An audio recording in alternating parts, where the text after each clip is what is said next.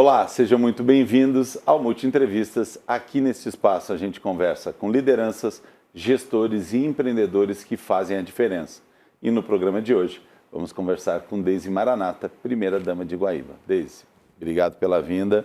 E essa noite, para quem não te conhece, vai saber que tu não nasceu primeira-dama, né? Teve uma jornada e além da jornada teve altos e baixos. Conta um pouquinho até essa tua missão hoje como primeira-dama de um município que já enfrentou, não enfrentou só catástrofe, né? Enfrentou pandemia, enfrentou mudanças e tudo isso vocês enfrentando, né?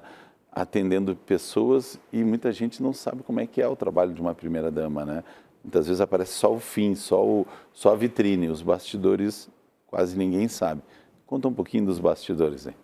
Bom, Márcio, obrigada pelo convite de poder conversar contigo, falar um pouquinho da minha história.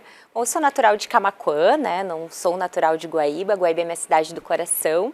Vim para Guaíba com 20 aninhos, passei no vestibular na UBRA para estudar Direito, para fazer a faculdade. E aí viemos, eu e o Marcelo, os dois passaram na UBRA e iniciamos então ali com a nossa livraria e papelaria, jovens também, noivos já, começando a vida. E aí minha sogra, muito visionária. De que idade? Noivo com que idade? Com esses 20 aninhos a gente era noiva, a gente começou a namorar com 15 aninhos. Olha isso, então é tipo... a vida toda juntos, a vida toda juntos. Vamos fazer um outro programa só para isso também. Como é possível viver a vida toda junto com as pessoas? Boa. Estudando, na alegria e na tristeza, nascendo na doença, literalmente. Esse ano fizemos bodas de prata, 25 anos de casados. Parabéns. Então chegamos ali em Guaíba e começamos então trabalhando durante o dia, estudando à noite, nos formamos em Direito.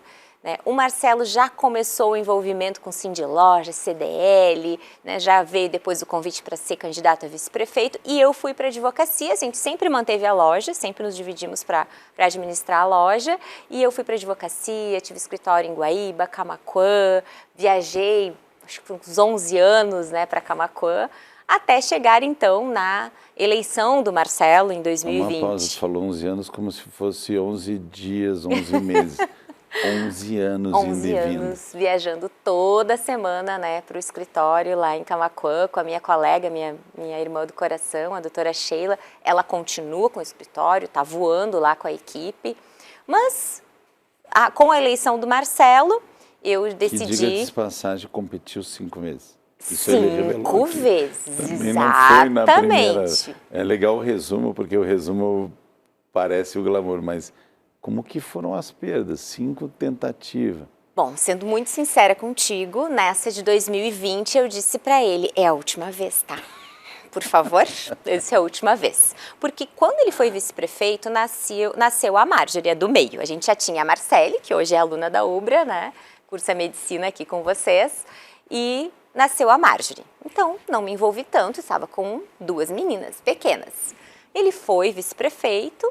2012, nasce o Davi, o terceiro filho, também na campanha ali, né? Nasceu em 2012.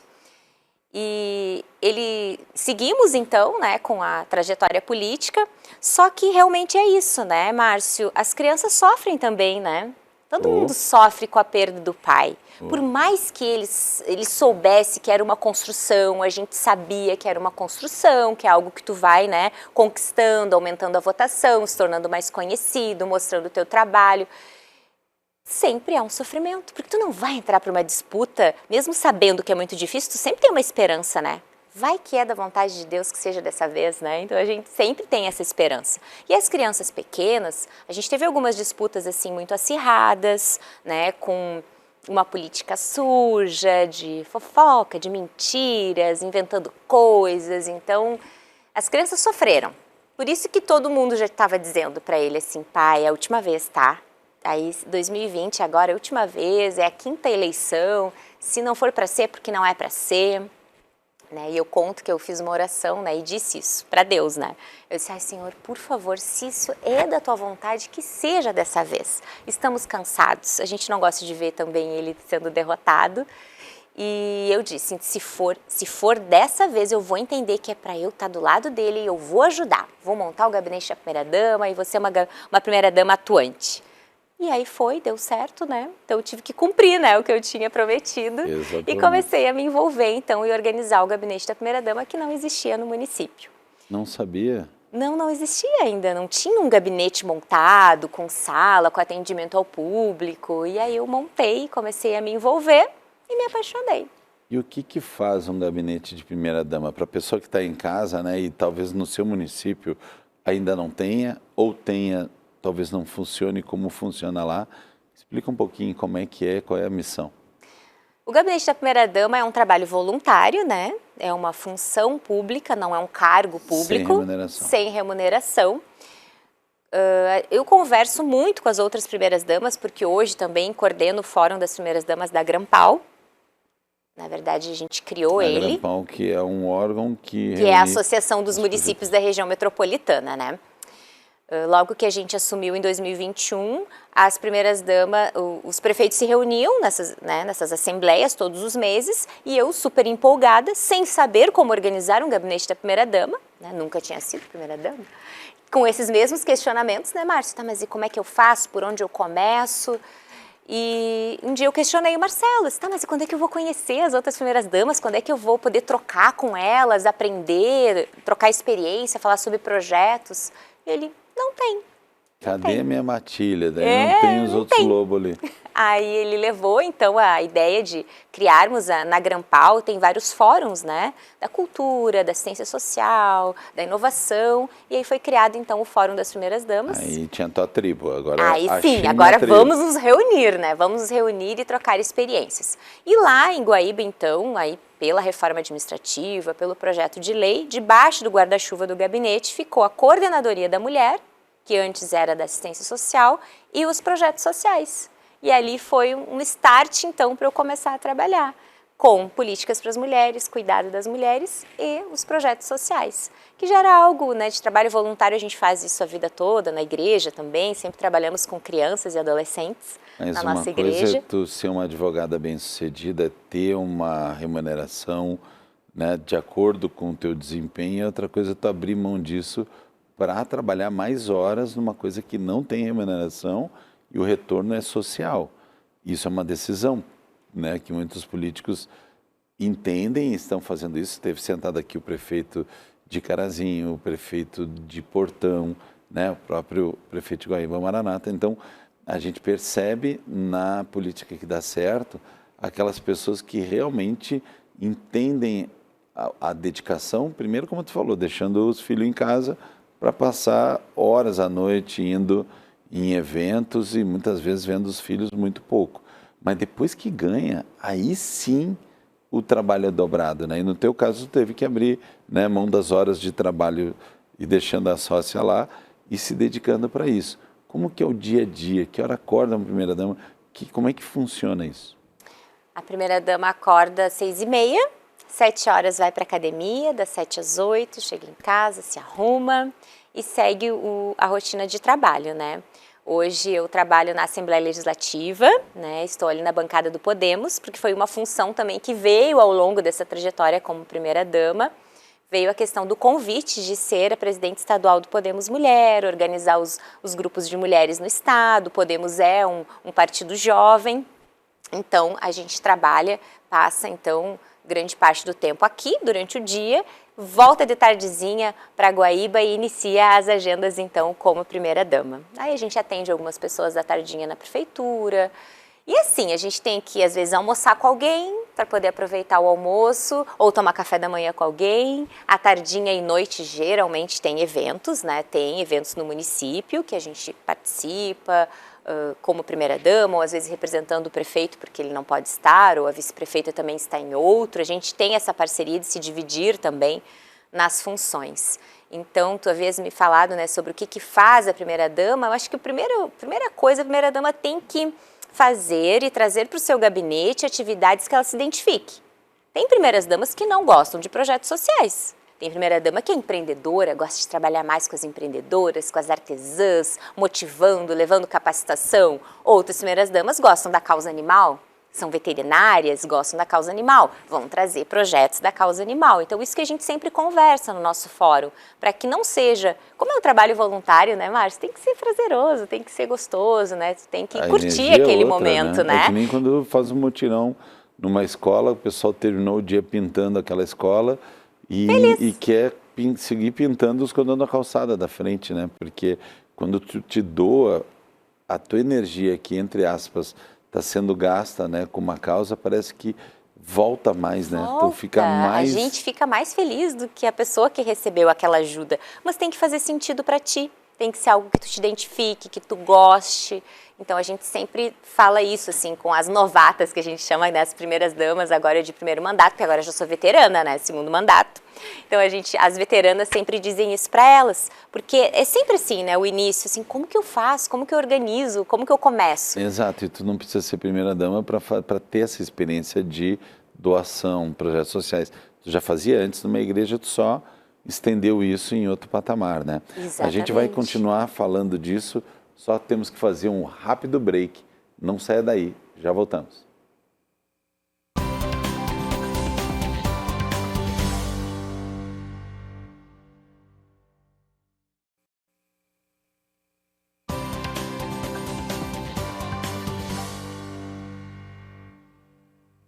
Estamos de volta com Multi Entrevistas e a gente continua falando com Deise Maranata, primeira dama de Guaíba.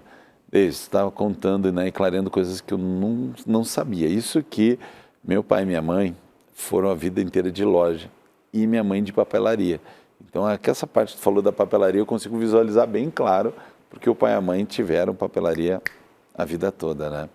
E hoje ela está num lar de idosos e tal, mas ainda tem toda aquela tu sai da papelaria, mas a papelaria não sai de ti, né? Tu ainda tem aquela coisa do hábito de acordar cedo, de produzir como empresário. E empreender numa área social tem limitações de recursos. Na tua papelaria tu pode fazer o que quiser, né? Numa secretaria ou num órgão tu não pode. Como que é essa relação privada e pública? E também a parte quando tu falou... a gente influencia e ajuda outras pessoas, né? Tem pessoas que não querem ser ajudadas. Como é que é uma área social onde tu vê que podia ser melhor, tinha tudo para aquela comunidade, aquilo ser melhor, e as pessoas já estão no nível que elas já não acreditam mais, porque passaram dificuldades, etc., até a gente chegar na enchente. Por enquanto isso, como é que é conciliar expectativa e realidade, e como é que é ajudar a gente que às vezes perdeu a esperança? Quando a gente assume, entra na administração pública, eu acho que o primeiro baque, né, com relação ao privado eu não tomo uma decisão e vamos fazer, bora, e no dia seguinte a gente está executando. Não, isso a gente faz no privado. Lá no público a gente precisa de um parecer da Procuradoria para saber se podemos seguir, depois a gente precisa, como o gabinete da primeira-dama não tem recurso próprio, um caixa próprio, a gente precisa fazer parcerias com outras secretarias, né, para acontecer o projeto. Então, acho que isso é o primeiro baque. Mas, ao mesmo tempo, como a gente vem do privado, a gente tem essa coisa não, mas vamos conversar com fulano, né? Vamos falar com ciclano, vamos buscar parceria, vamos buscar patrocínio, vamos buscar ajuda, como que a gente vai organizar? Então, a gente tem isso de buscar os parceiros. Então, acho que isso também nos ajuda. Com relação aos projetos sociais, a gente encontra, na grande maioria das vezes, Márcio, pessoas que querem ajuda, mas querem sair daquela situação. Desde assim que tiver oportunidade de uma seleção, que tu souber de uma seleção de emprego, me avisa, eu quero participar, um curso profissionalizante, eu quero participar. A maioria dos casos é esse. Que bom. Mas... tem sim, né? Às vezes a gente tem uma parceria com a Agência de Desenvolvimento do município, que traz os cursos profissionalizantes pelo SENAC, todos os anos é uma das demandas da nossa consulta popular, né, do nosso orçamento participativo, as pessoas pedindo essas capacitações, mas aí a gente encontra aí essas pessoas às vezes não tão comprometidas. Que o assistencialismo, a bolsa, às vezes desliga a capacidade da pessoa, que a pessoa de talvez pescar, né? Ela quer só peixe. Né? Se acomoda naquela situação, né? Eu já ouvi alguns relatos tristes, assim, de, poxa, mas aí, tá, eu ganho aqui, bolsa isso, bolsa aquilo, bolsa, né? e dá uns R$1.000. Mas aí eu vou sair para trabalhar no comércio ou trabalhar, tem que ter horário, sair de manhã cedo, pegar transporte público, cumprir horário, voltar tardinha. Não, então não. Então eu fico com os auxílios e fico na minha zona. Mas esse é o de caso conforto. para quem acredita em Deus, em alguma coisa, né? Da hora que você está na frente do Papai do Céu e o Papai do Céu te deu o dom de tu trabalhar em tal coisa e tu preferiu abandonar, né? Aí é outra Perdeu a oportunidade, prestação né? de contas. Mas eis que, querendo ou não, vem uma catástrofe. Em pandemia, né? 2020, vocês pegaram isso no meio, mas vem a questão da enchente, né? E aí, nunca antes visto, né, por muitos de vocês ali, aconteceu o que aconteceu. Como é que foi aquele período, o teu gabinete? Foi, eu acho que o período mais difícil da minha vida, assim, em termos de trabalho, de como organizar o trabalho em meio ao caos, numa situação que a gente não tinha vivido. Aqueles primeiros dias muito caóticos mesmo, no sentido das pessoas pedindo salvamento, pedindo ajuda. Os nossos telefones, eu lembro que a gente fez uma equipe enorme de trabalho na antessala do gabinete do prefeito, do Marcelo, e todos os telefones tocando ao mesmo tempo. E os celulares, eles chegavam a trancar das mensagens das pessoas dizendo, por favor, Deise, tem a minha vizinha, não consegue sair de casa. E era todo mundo. Então, esse primeiro momento de ter que salvar as pessoas, de ter certeza, eu lembro do Marcelo dizendo, depois que a gente tinha passado o dia todo, os meninos, defesa civil, voluntários, né, todo mundo de barco, de lancha, de jet, buscando as pessoas, eles, bom, agora vocês vão voltar lá. Vocês vão voltar lá. E vão passar a noite lá, e vão chamar pessoas, vão em todas as casas, em todos os cantinhos, vocês vão ter certeza que ninguém saiu de lá, né? Ninguém ficou, na verdade, que ninguém ficou para trás, né? E isso foi, apesar dos desafios e da tristeza de todo momento, o que eu deixo para mim, o que eu guardo para mim, que eu busco ter na lembrança, é a questão da solidariedade e do voluntariado. Das pessoas que não foram atingidas, elas foram todas para a prefeitura, que no princípio foi ali o QG da distribuição das doações, foi na prefeitura até a gente organizar o centro de acolhimento, depois num espaço maior, ali na entrada da cidade. 95 abrigos. Esse foi um desafio tremendo, porque a gente precisava organizar a alimentação desses abrigos, né, os colchões, em alguns casos que tinham salas, quando fizemos na Ubra, né, um dos abrigos era na Ubra, tinha salas, organizar as famílias, né, por entidade. Naquele primeiro momento, quando a gente recebeu Eldorado também, as famílias vieram separadas. Então, eu lembro que eu fui organizar um dos abrigos pessoalmente, que era o Arlindo Stringini, na Escola Arlindo, e as pessoas vinham e diziam, a minha filha, por favor, Deise, a minha filha, ela não está comigo, onde está minha filha? Então, elas tinham sido separadas. Então, foram momentos muito tensos, muito tristes, mas com a graça de Deus, né, tudo foi, a gente foi encontrando as pessoas, foi unindo as famílias, foi organizando os espaços. Eu lembro que eu estava na liderança dessa questão dos abrigos, da alimentação, e aí aos poucos a gente foi dividindo, né, a carga. Não, essa equipe vai cuidar da alimentação, essa equipe vai cuidar dos alojamentos, a outra equipe cuida da limpeza, outra equipe cuida das crianças, e aos poucos a gente foi se organizando em meio a toda aquela situação. E é bem como tu falou, né? Tu falou Ubra, mas a Ubra de Guaíba, né? Isso. A Ubra de Canoas teve 7.000 flagelados e muitos favelados e muitos de tornozeleira eletrônica, tudo junto. Nossa, e aí foi um desafio, né? E foi um QG, acompanhei isso tudo. Mas passado tudo isso, como é que está a vida hoje e o que tu planeja para os próximos anos? O que tu acha que esse trabalho, o que precisa ser feito? Como é que está o momento atual, né? Finaleira de 25 para 26? Com a graça de Deus, hoje a cidade já está organizada, né, com relação à enchente. Já foram feitas até obras municipais ali, né, barreiras, próximo ao nosso maior bairro, que foi atingido de uma maneira inesperada, porque nós estávamos todos organizados para os bairros ribeirinhos, né, do Rio Guaíba. E aí vem uma água ali por Eldorado, por trás, né, atingiu um bairro que estava fora do nosso foco, algo totalmente inesperado. E detalhe, eu pulei o granizo que destruiu Guaíba, né?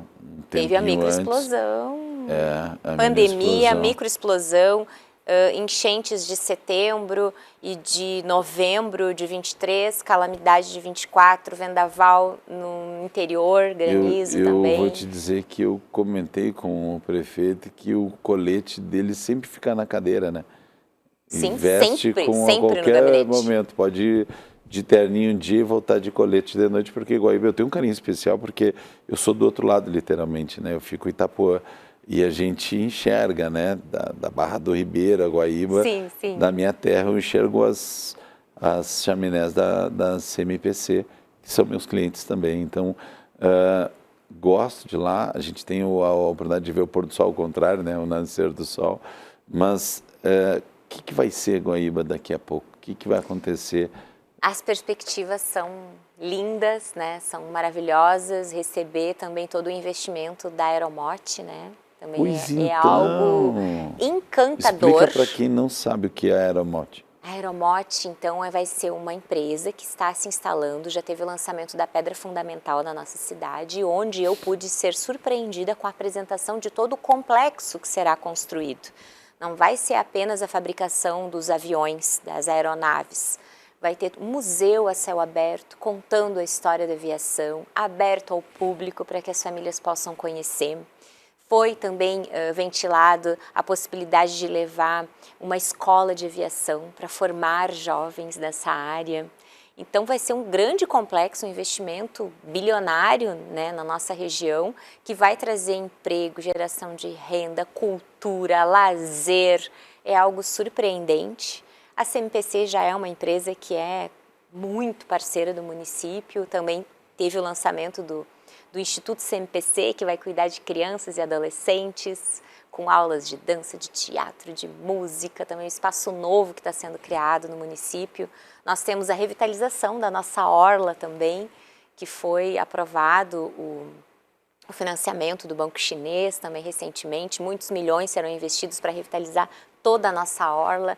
Então as expectativas, as perspectivas para Guaíba são as melhores, com a graça de Deus vai dar tudo certo e a gente vai conseguir fazer muitas entregas e melhorar muito a vida da nossa gente. Que bacana, eu quero te agradecer a vinda hoje aqui e é muito engraçado toda vez que olho o meu relógio, quase ninguém mais usa relógio de pulso, né, que foi criado por Santos Dumont, que é também o pai da aviação, um dos inventores do avião, que em Guaíba agora vai ter a criação. Eu tive a oportunidade de dar uma palestra dentro do Aeroclube de Eldorado, ali perto, para o Hospital Moinhos de Vento, com o tema de estamos todos no mesmo, não no mesmo barco, né, no mesmo avião.